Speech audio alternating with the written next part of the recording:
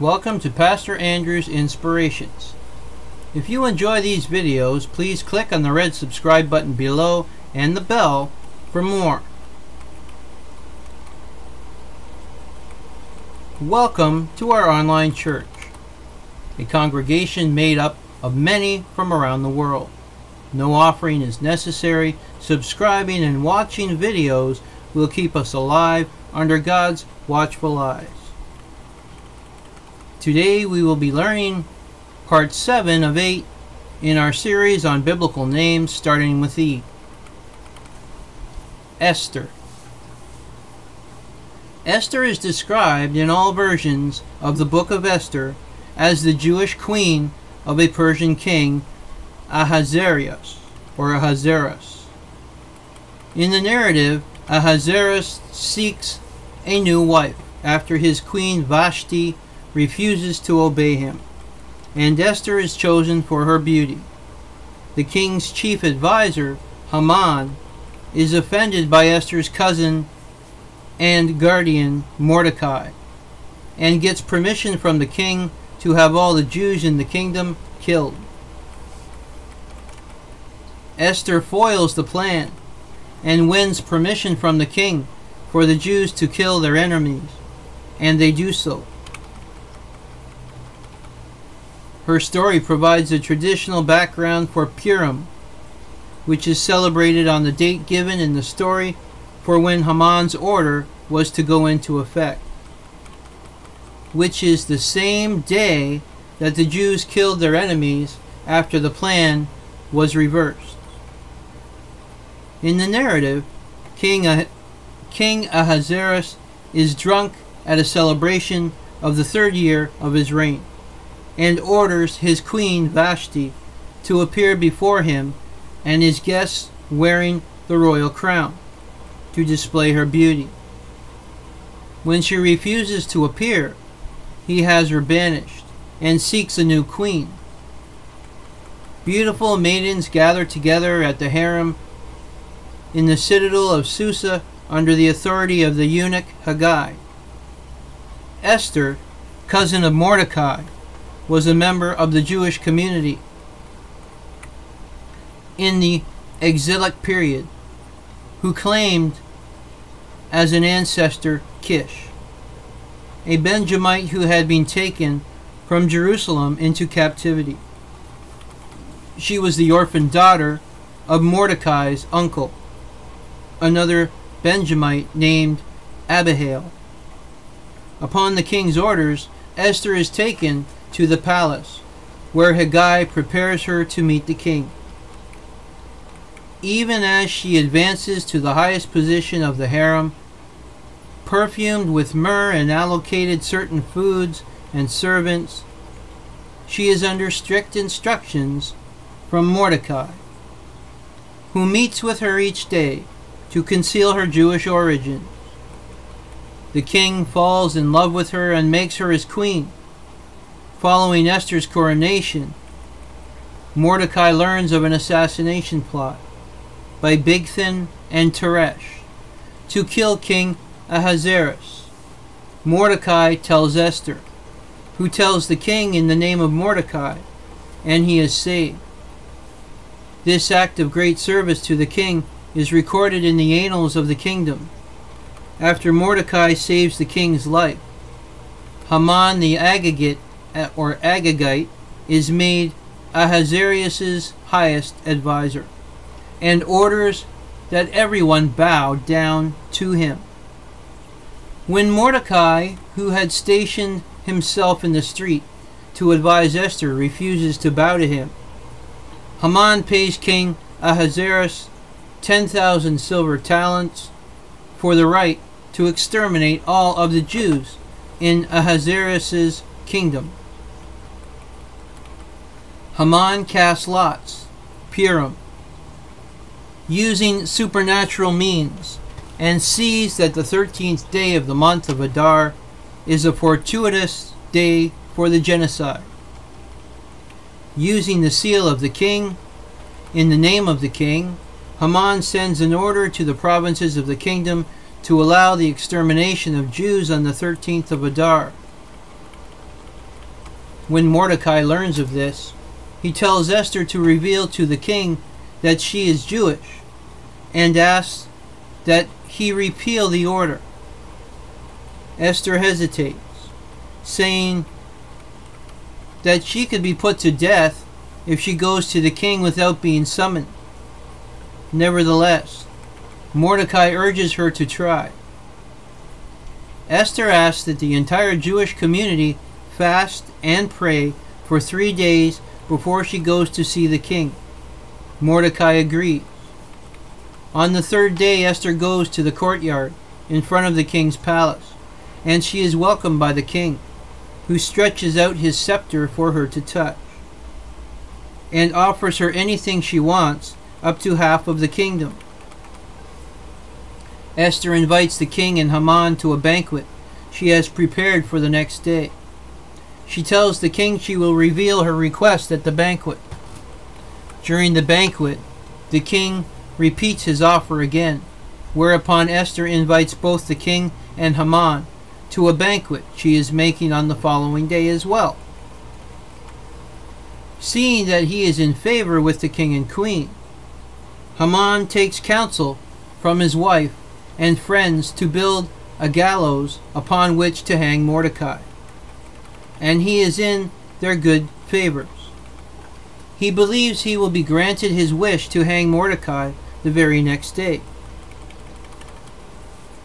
After building the gallows, Haman goes to the palace in the middle of the night to wait for the earliest moment he can see the king. That evening, the king, unable to sleep, asks that the annals of the kingdom be read to him so that he will become drowsy. The book miraculously opens to the page telling of Mordecai's great service, and the king asks if he had already received a reward.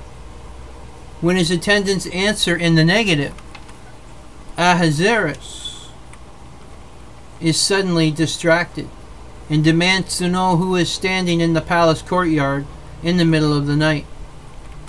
The attendants answer that it is Haman. Ahasuerus invites Haman into his room. Haman, instead of requesting that Mordecai be hanged, is ordered to take Mordecai through the streets of the capital on the royal horse, wearing the royal robe.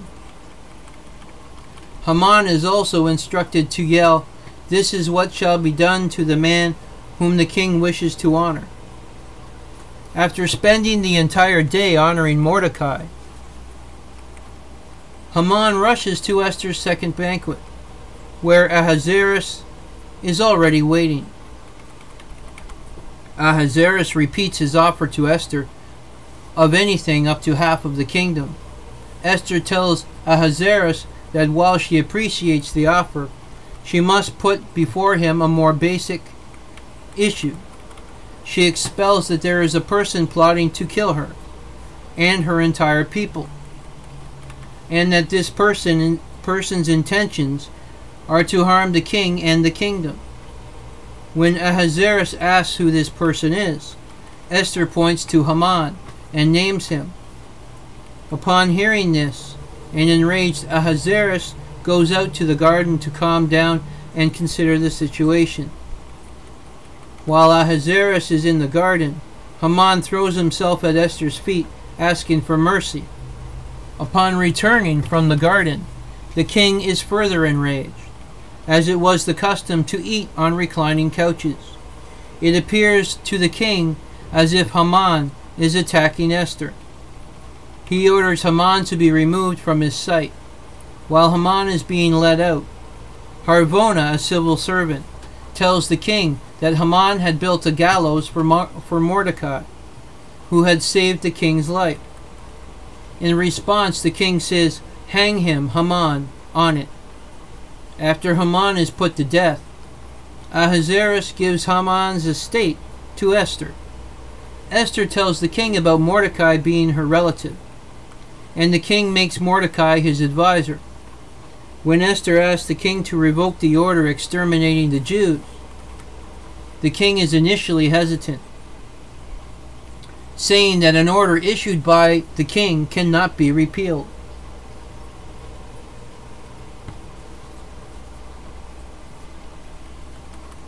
Ahasuerus allows Esther and Mordecai to draft another order, with the seal of the king and in the name of the king, to allow the Jewish people to defend themselves and fight with their oppressors on the 13th day of Adar.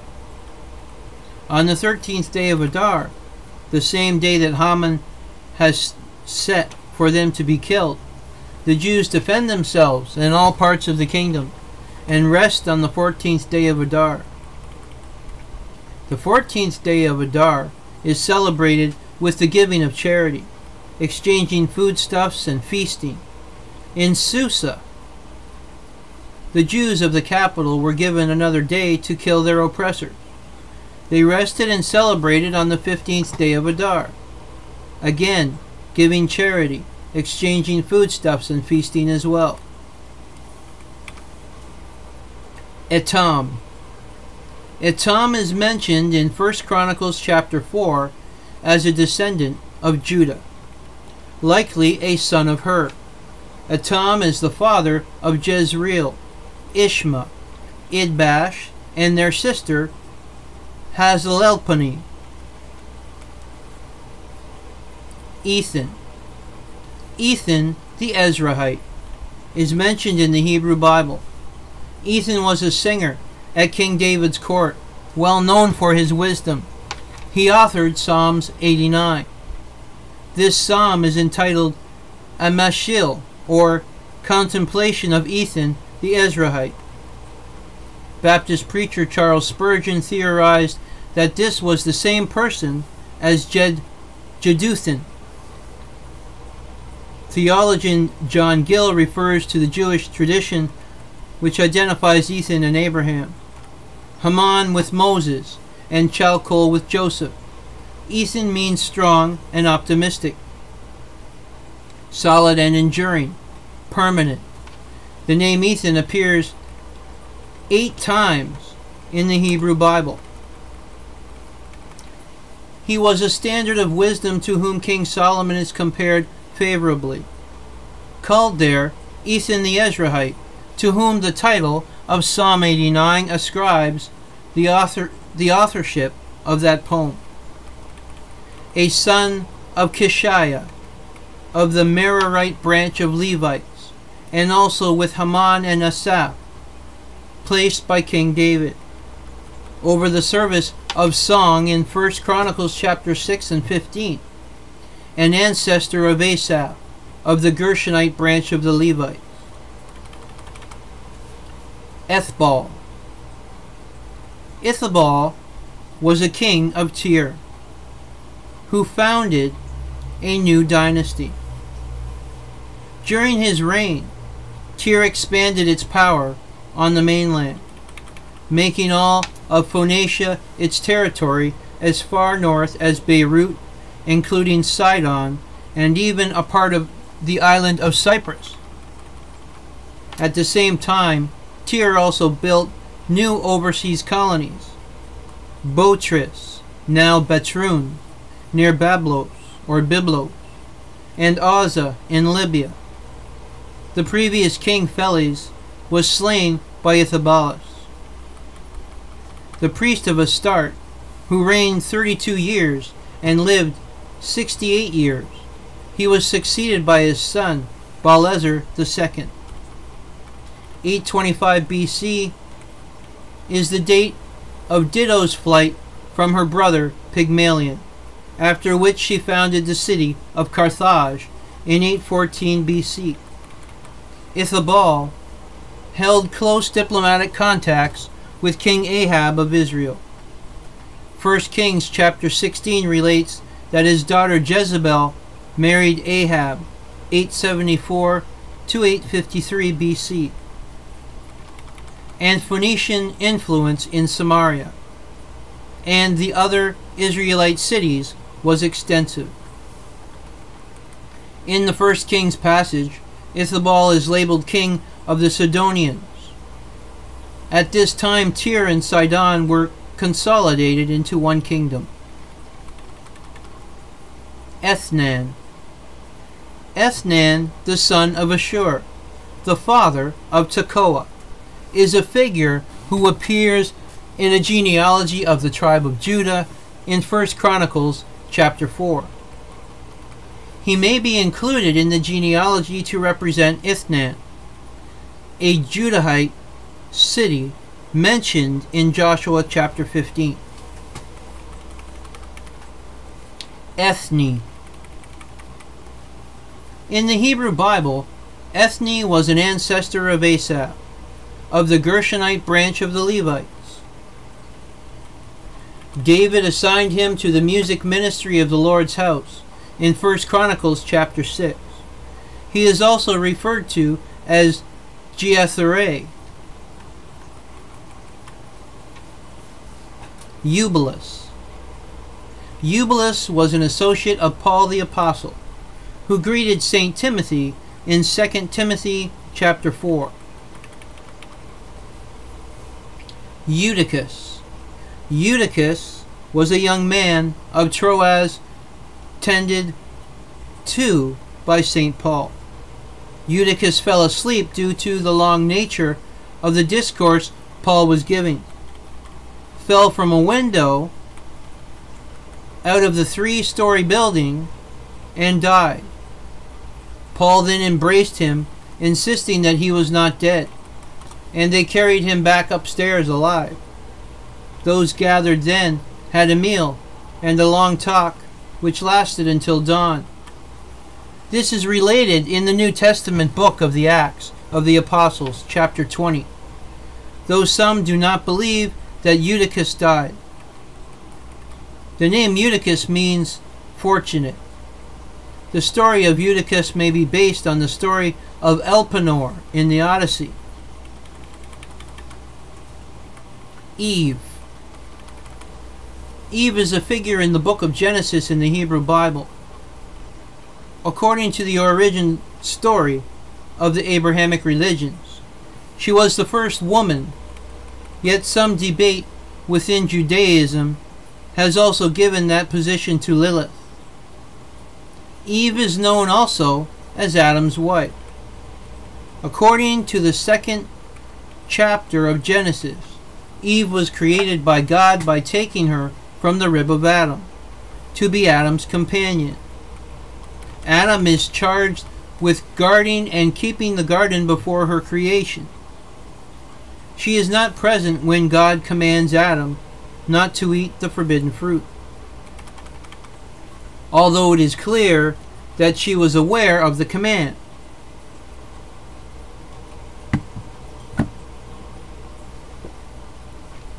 She decides to eat the forbidden fruit from the tree of the knowledge of good and evil.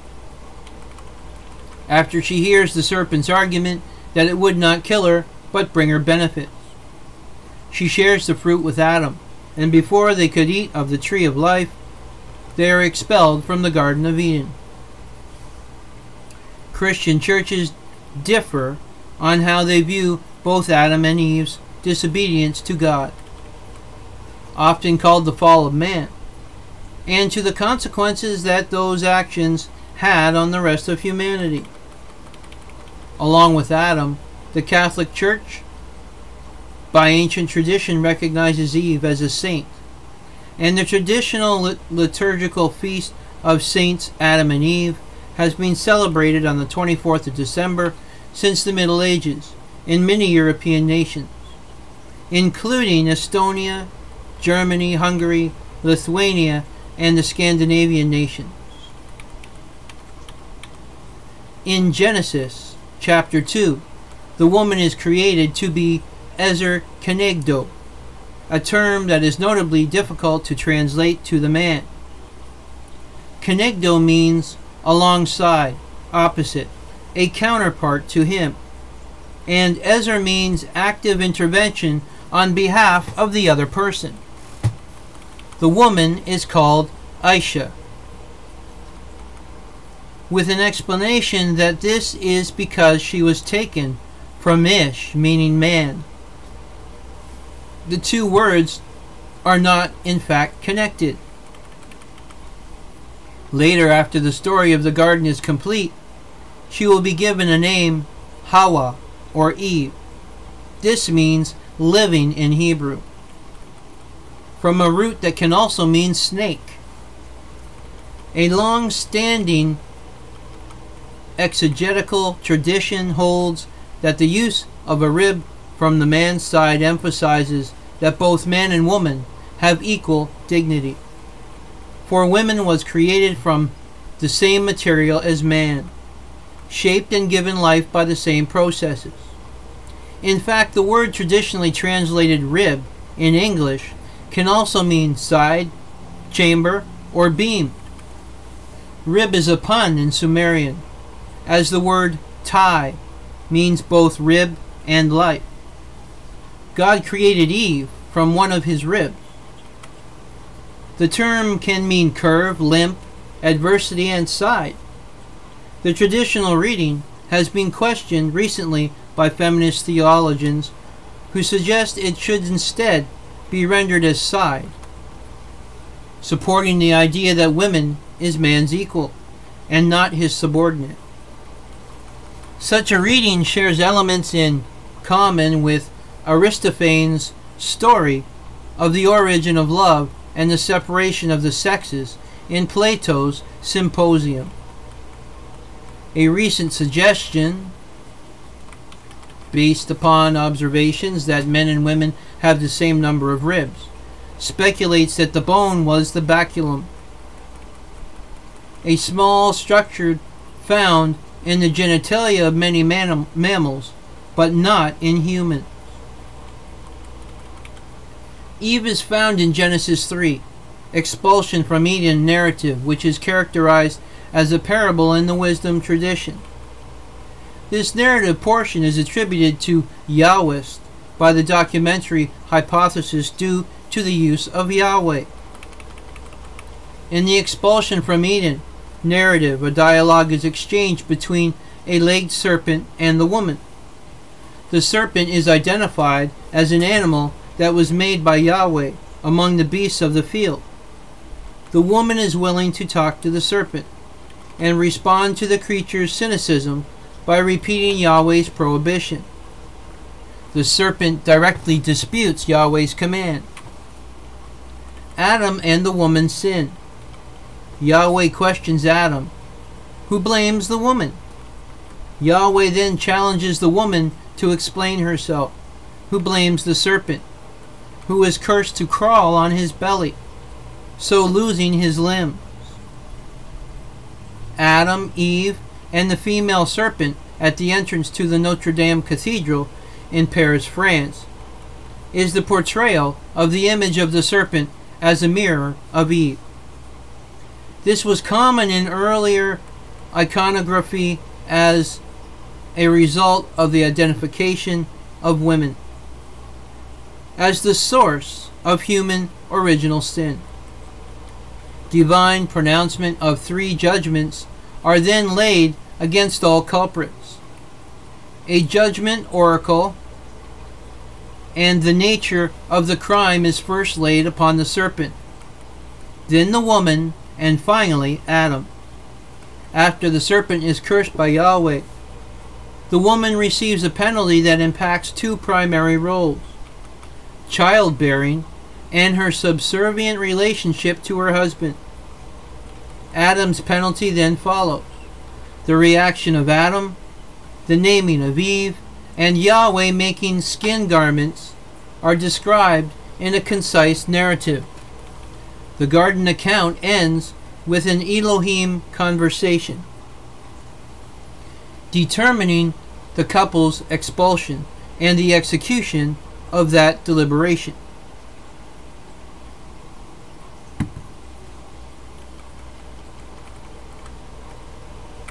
This is part 7 of the biblical names starting with E.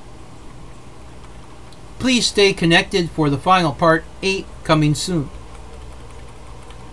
Please click on the red subscribe button below and the bell for more. And please share with your friends and invite more to subscribe.